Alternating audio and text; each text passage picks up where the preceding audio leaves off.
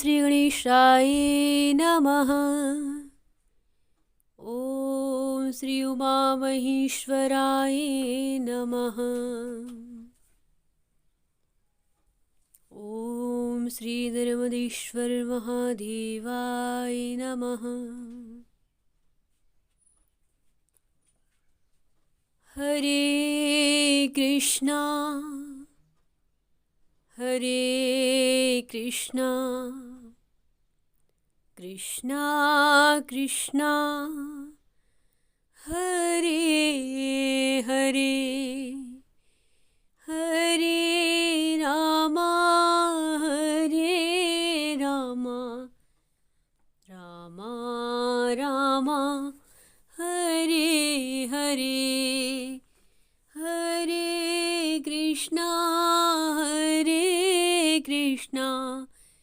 कृष्णा कृष्णा हरे हरे, हरे रामा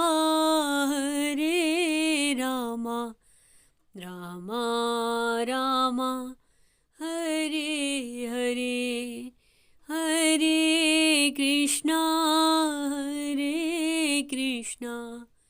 कृष्णा कृष्णा हरे हरे, हरे रामा रामा रामा हरे हरे। बोलिए श्री राधे कृष्णा की जय। ओम कृष्णं वंदे गुणातीतं गोविन्दमेके अक्षरम् अव्यक्तं व्यक्तं गोपवेशं विधायिनं किशोरवेशं शान्तं गोपीकान्तं मनोहरं नवीननिरजाम कोटिकन्द्रसुन्दरं वृन्दावनारम्भे रासमण्डलसंस्थितं रासेश्वरं रास्वासं रासोल्लासोत्सुकं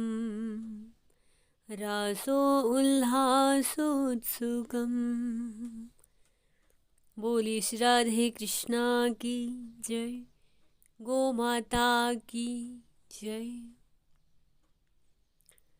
श्री गोपाष्टमी के पावन पर्व की सभी को मंगल शुभकामनाएं।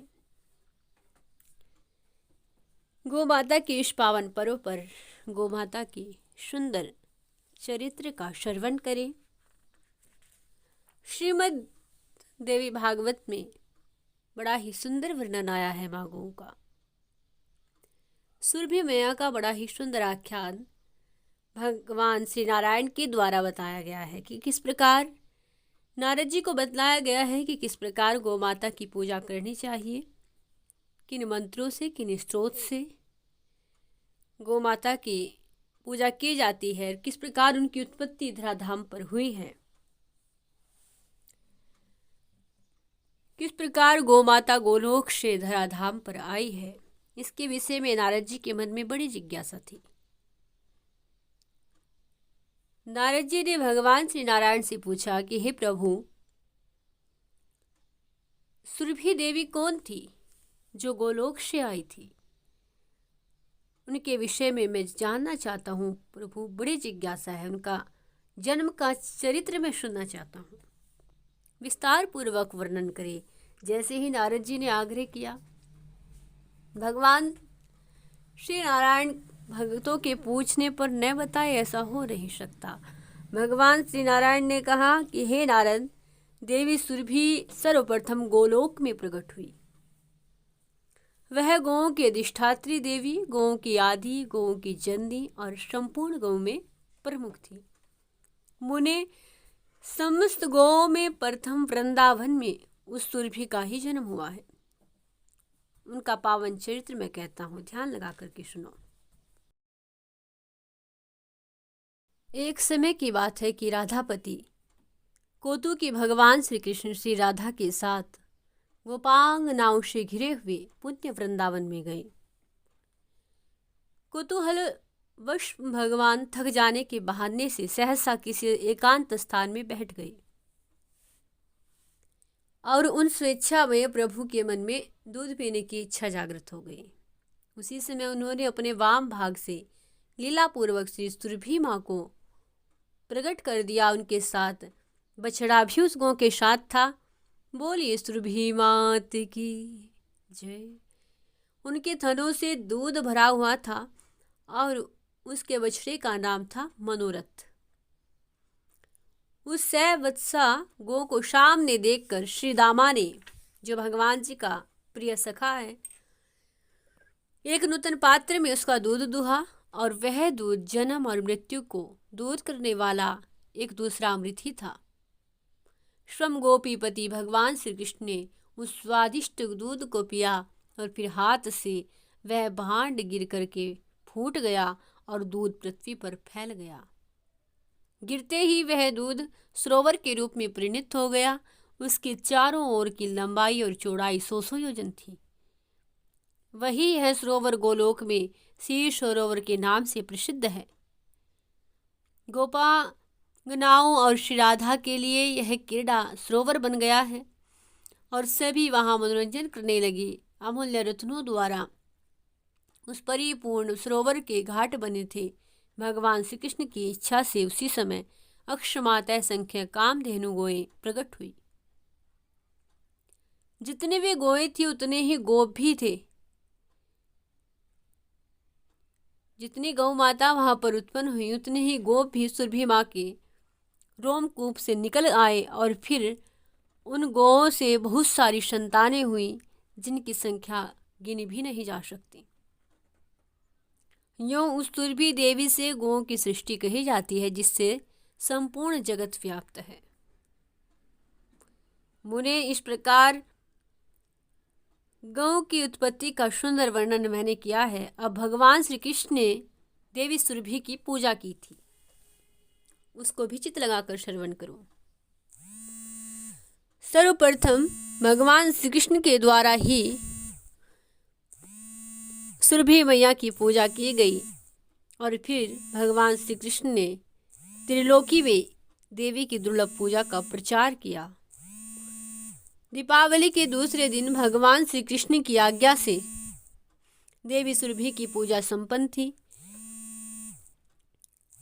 दूसरे दिन, दीपावली के दूसरे दिन सुरभि मैया की पूजा की जाती है। यह प्रसंग मैं अपने पिता धर्मदेव के मुख से सुन चुका हूँ। महाभाग, अब देवी सुरभि का ध्यान, उनका स्त्रोत और पूजा की विधि का कर्म तुमसे कहता हूँ कि किस प्रकार उनकी पूजा की जाती है। ध्यान लगा करके सुनो। ओम सुरभ्ये नमः। यह सुरभि देवी का सुंदर मंत्र है। यह भक्तों के लिए कल्प वृक्ष के समान काम करता है और ध्यान पूजन यजुर्वेद में इस प्रकार वर्णित किया गया है, जो रिद्धि, वृद्धि, मुक्ति और संपूर्ण कामनाओं को पूर्ण करने वाली है, जो लक्ष्मी स्वरूपा श्री राधा की सहचरी, गौं के अधिष्ठात्री, गौं की आदि जननी, पवित्र स्वरूपा, भक्तों के अखिल मनोरथ पूर्ण करने वाली तथा जिनसे यह सारा विश्व पावन बना हुआ है, उन भगवती सुरभि की मैं उपासना करती हूँ। कलश, गाय के मस्तक, गौ के बांधने के स्तंभ और शालिग्राम जी की मूर्ति जल अथवा अग्नि में देवी सुरभि की भावना करके द्विज इनकी पूजा करें। दीप मालिका के दूसरे दिन अर्थात दीपावली के दूसरे दिन पूर्वायन में भक्तिपूर्वक देवी की पूजा करें। जो भगवती सुरभि की पूजा करेगा वह जगत में पूज्य हो जाएगा।